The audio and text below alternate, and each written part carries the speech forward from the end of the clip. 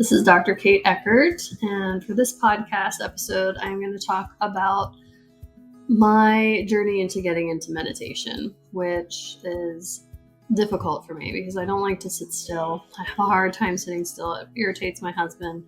He likes to sit still, and I cannot even sit on the couch for very long. If there's something that needs done, I can't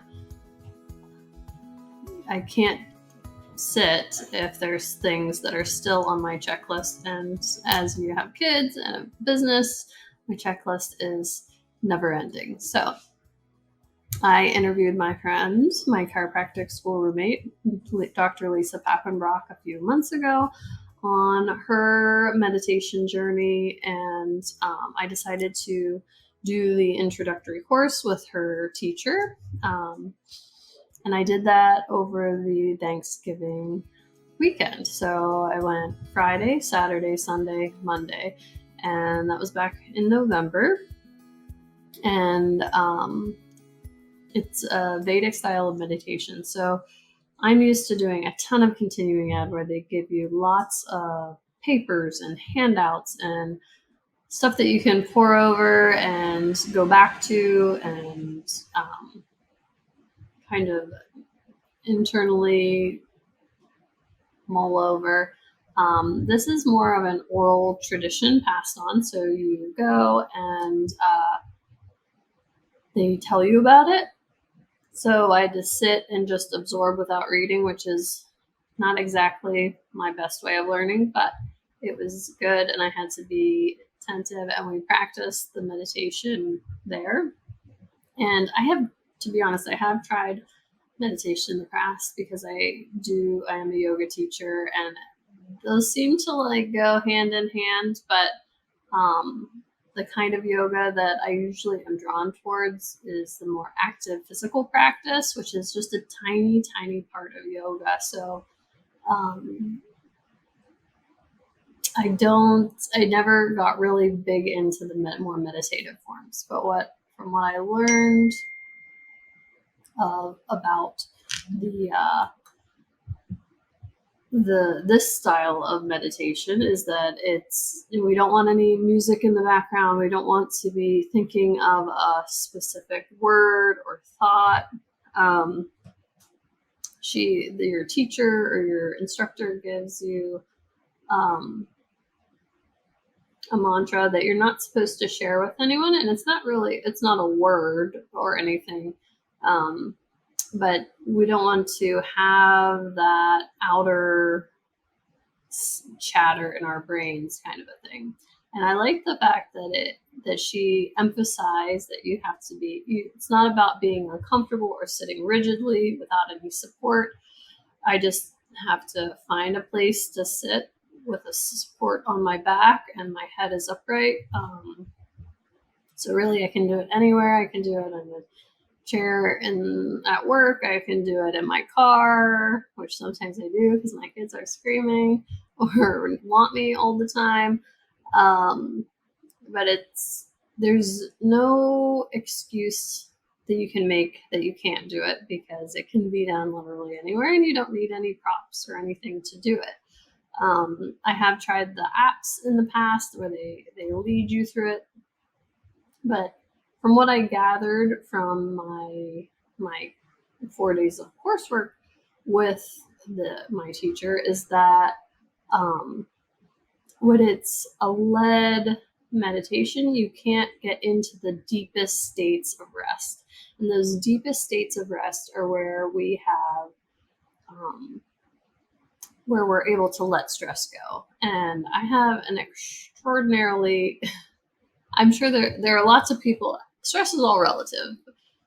Everyone has different levels of stress. People process stress differently. But I feel like my life is very busy, which is a type of stress, and very stressful with 2 toddlers and my own small business, brick and mortar, and my own small business virtually. There's a lot of stressors and things that feel like they just weigh so heavy on you. So I found it interesting that the layer that you have to get to, that subconscious layer of rest, where you can release that stress, is hard to get to when you have speaking, songs, like those kind of things that you're actively listening to. Because one of my main things to my friend Lisa was, I don't have 44 extra minutes in my day. And I know that sounds crazy, but I like my typical Tuesday and Thursday workday is get up at 6, leave the house at 7, get to work, treat patients straight through from 8 a.m. till 8 p.m. with an hour break in between there that I'm usually you always are running a little bit late, eat while I'm doing my notes and my charting, stay after, do more charting, send out all my exercise emails to my patients, and then I don't get home until 10:30 at night, and then do it again. So I really felt like, oh my God, I barely get any sleep now. I don't get restful sleep because my brain is always going, always wheel spinning. So I was like, I don't have 44 extra minutes because the meditation is supposed to take 20 minutes in the morning and 20 minutes twice a day with 2 minutes to come out of it. So 44 minutes a day. And I was like, I know this sounds ridiculous, but I don't think I have 44 minutes to spare. And when I was doing the class and she said, these 20 minutes where you get to that point of supreme rest is more restful than sleep. And I was like, well, I sleep like crap anyway, so I might as well get this ultimate rest while I'm meditating. If I have to spare 44 minutes of my sleep schedule, but it's a better rest, then I guess it's a win because I'm exhausted and I don't sleep well. So I was like, let's do it to the end of the year. So I have been doing it, and I would say in the beginning I was doing really well, and I probably only missed. I always at least got one meditation in a day, and I probably only missed like one extra one. We had something super stressful happen a few weeks ago, and it's really hard for me to just sit in it. And I felt like doing the meditation was sitting in it and having to address it, but I couldn't stop thinking about it to get out of the thoughts. And I had to remember that my teacher, the meditation teacher, said that it's okay if you have thoughts come in, because that is you letting go of stress, is when these thoughts come in, and just come back to your mantra and try to let them float away. And I mean, I did my best, but some of that most stressful times I did probably miss 2 days so far where I didn't get any meditation in, just because we've been without a sitter. We've been just both my husband and I have been working crazy, wild, weird hours because of lack of childcare and whatnot. So things have been even crazier than usual. But I have, like today, I got both of them in already, and it's only 4:30. This is a miracle. But I have probably only missed 2 days of both meditations, and I would say maybe 7 of getting 2 meditations in a day.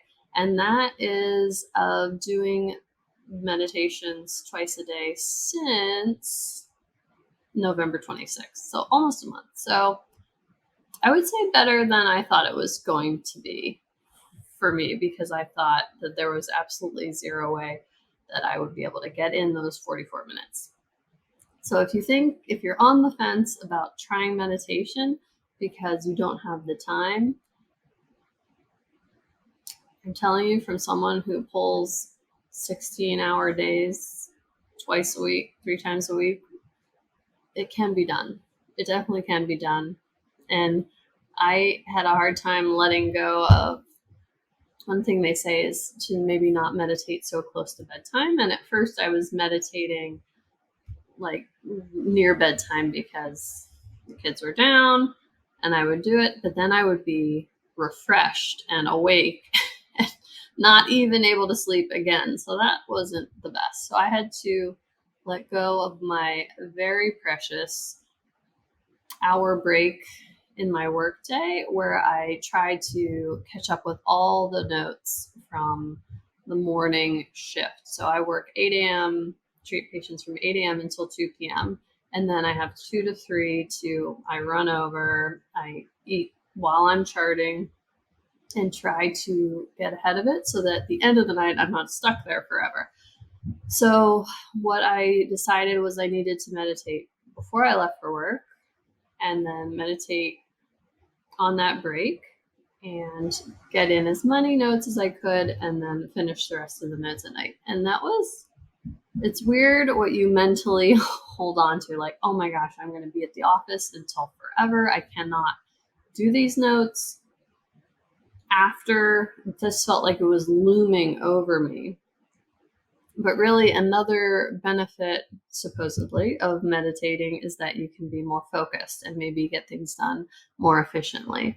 And I mean, sometimes I will be there later than I typically would, but not usually. So it's all kind of come out as a wash. So it hasn't negatively affected me in my schedule there with getting it in that break time. So it can be done. And it hasn't been bad, and it's made me, I haven't really seen the effects with how much I snap at my family members or my kids, because that's another thing that they talk about with meditation is maybe you'll be more calm and not have as short of a fuse.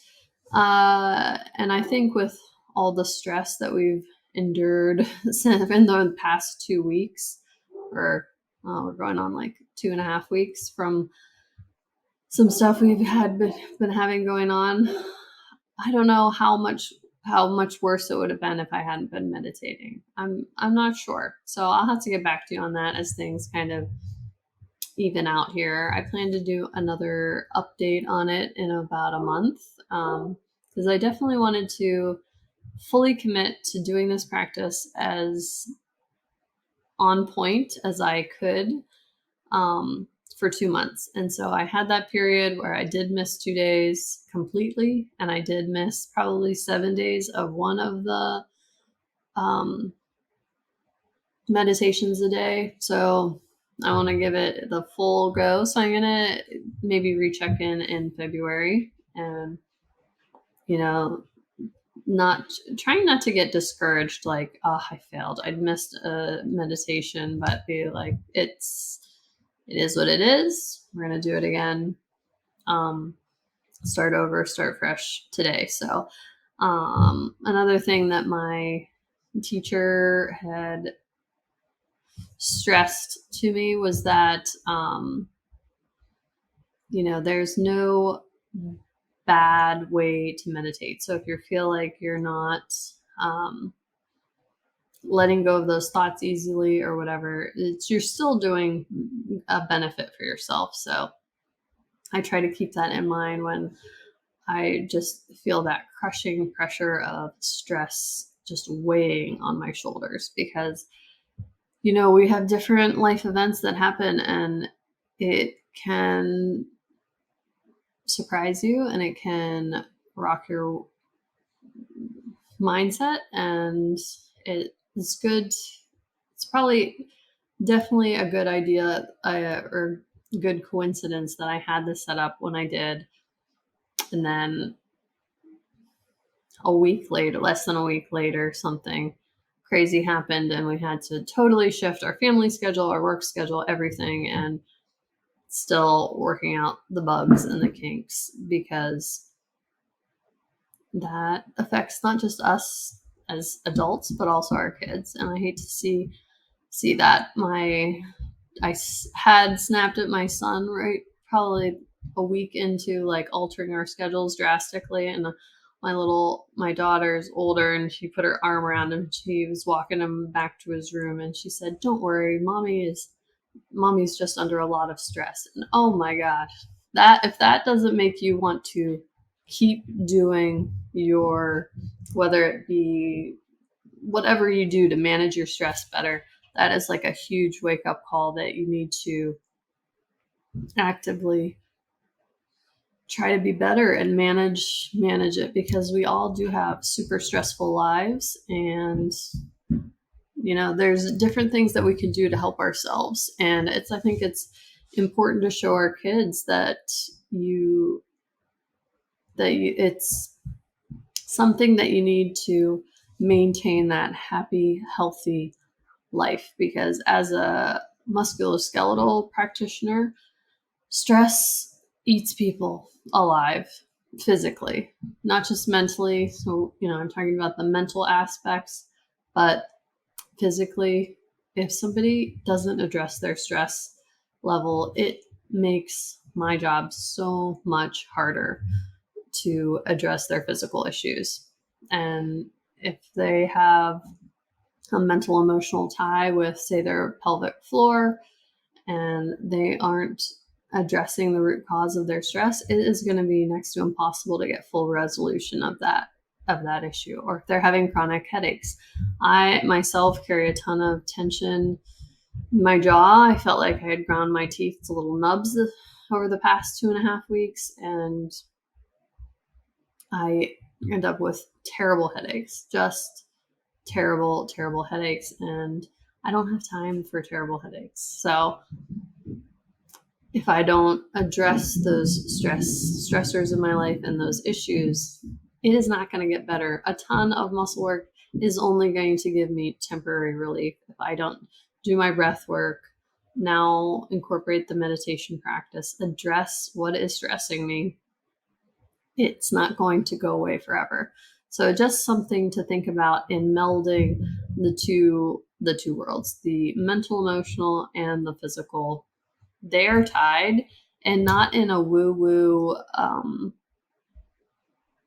all in your head kind of way, but in a biochemical way. So pick whatever way you want to address your stress. I like this style of Vedic meditation because I feel like it's so much bang for your buck with 20 minutes of this deep rest. I get a deep rest, and I get to release some built up stress that I'm sure I have a plethora of over the years. But yeah, if you want to hear more about this style of meditation, listen to the interview I did with Dr. Lisa Pappenbrock. And if you have any questions, let me know.